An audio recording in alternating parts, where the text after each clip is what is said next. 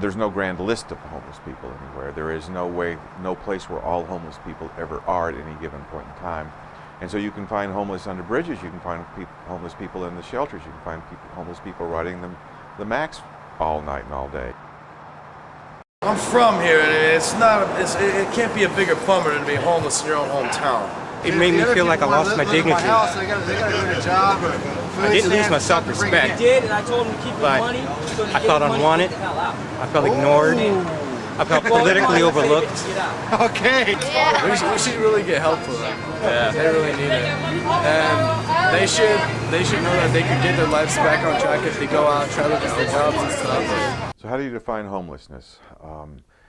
Well, I mean, that is of some controversy, I know. But we think of homeless people as those people who are just sort of hanging out in the streets and under the bridges and panhandling us. But homeless people might also be people who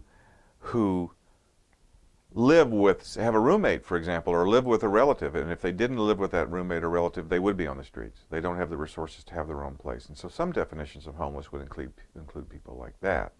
Homelessness in Portland is a serious problem, as in most large cities across our country. It's something that is a phenomena of the day, but we've always had homeless people, but to the extent it's getting greater. You wonder how he lost his teeth? He does meth. Miss you. Do. How did I become homeless? That's a long story. I am, for the last few years, I've been a karaoke DJ here in Portland. And, I've also been addicted to crystal meth. So during that time, life just sort of got tougher and harder to pay the bills while you're trying to also take care of your addiction.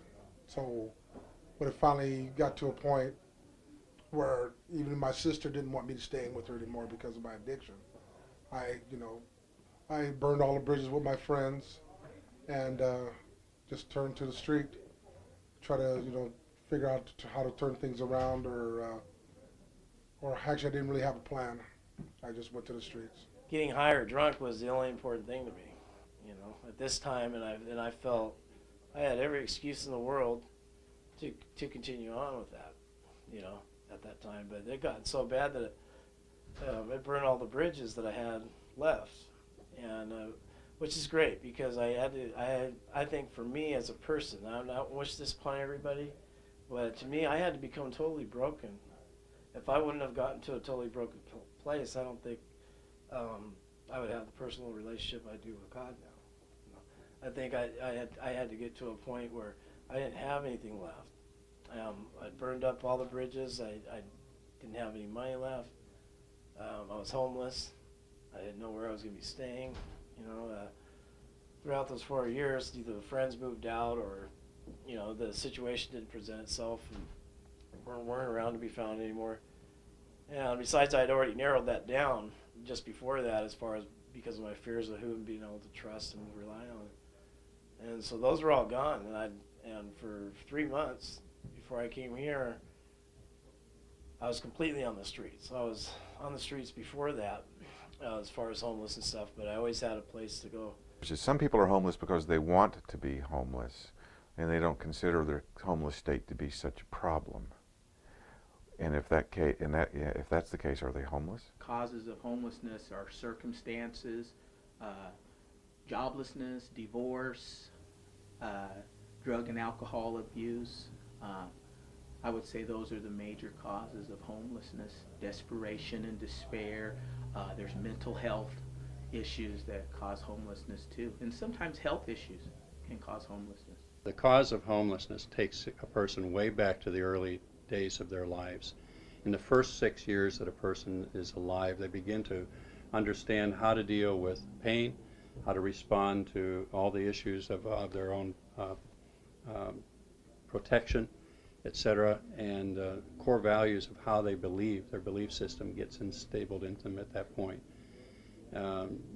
As a person grows and gets older, there's as a young kid, he's heard things like, you'll never amount to anything, you're just like your old man, I didn't want you anyway, those kinds of things. We believe those things, and in time begin then to act them out. Now, homelessness, at the core of that is broken and tarnished relationships, And when we come down to that, people medicate. They do a lot of different things for it. There's a lot of reasons. It's just not people losing jobs or going through that. It comes back to some very core things from the beginning parts of their life. Well, I was on the streets for a few weeks, and just my food card or my food stamp card ran out, so I was just getting hungry. I was underneath the bridge here, just sort of hanging out. Asked some people where can I get some food at. They said go upstairs, Portland Rescue Mission. They feed every day.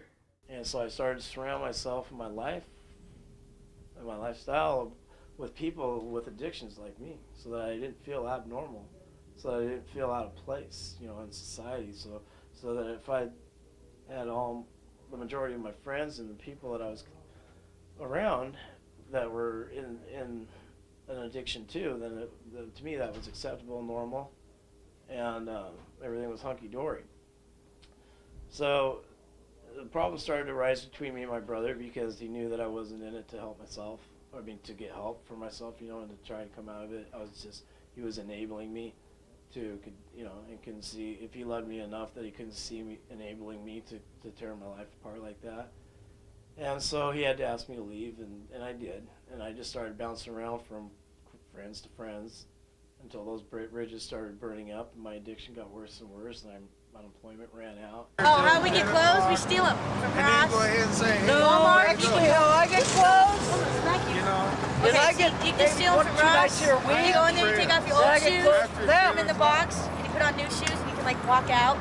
We can steal food from Safeway. You get a Safeway bag, you put it in your pocket, you walk through, put stuff in the cart, and then you just like put the bag over it, scoop it up like this, put it in your hand, and walk out. I felt those that were designed to help me, agencies that were designed to help me, they were able to be helpful, but to a point. And unfortunately, the point was not, it didn't go as far as I needed it to go. my mother's down south. When you got taking kids and adults around and you smell urine, you got, you know, there's a reason for it. And one of the reasons is we have no 24-hour toilets. A year ago, I didn't know nothing about the homeless situation in Portland, but now I've seen it from firsthand, and it's pretty bad. It's a lot of people are out there because they want to be, but the biggest majority of people are out there because they have no place else to go.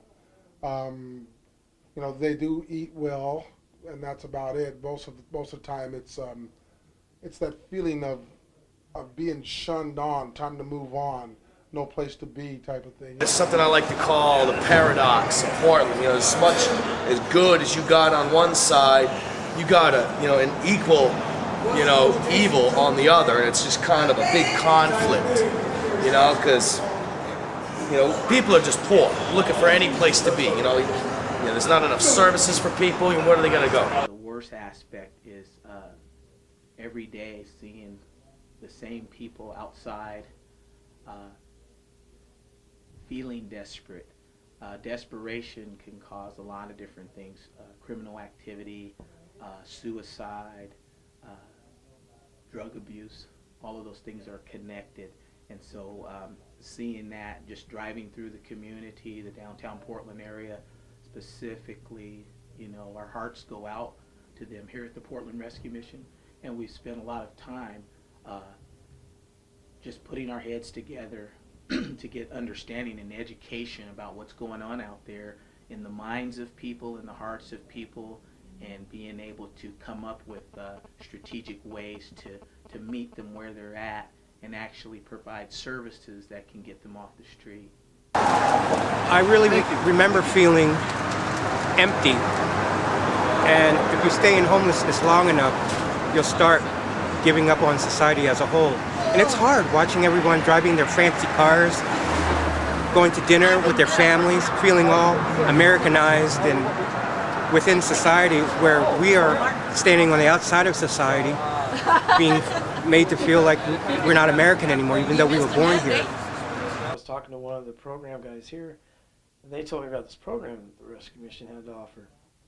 I never knew about it. I just thought they had a bunch of employees here or something, fed the homeless, They told me the details about it. I was like, wow, know, if I could just do something like that, but am I ready to commit, you know?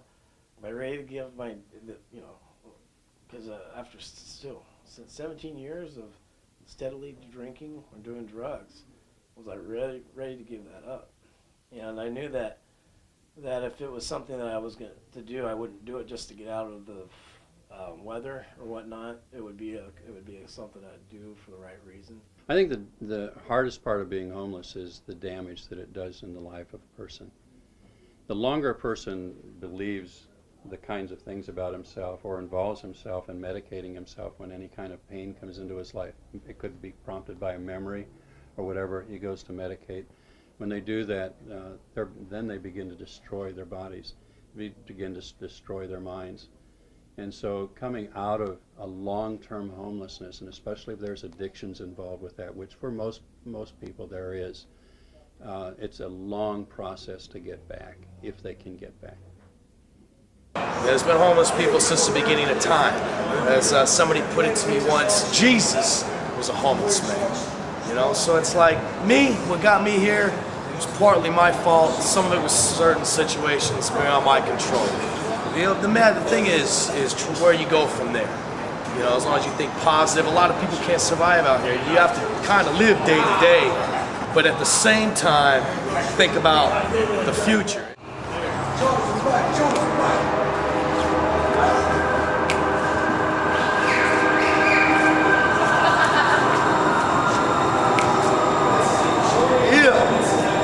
There we go. What up with this G-Funk? Funky dog.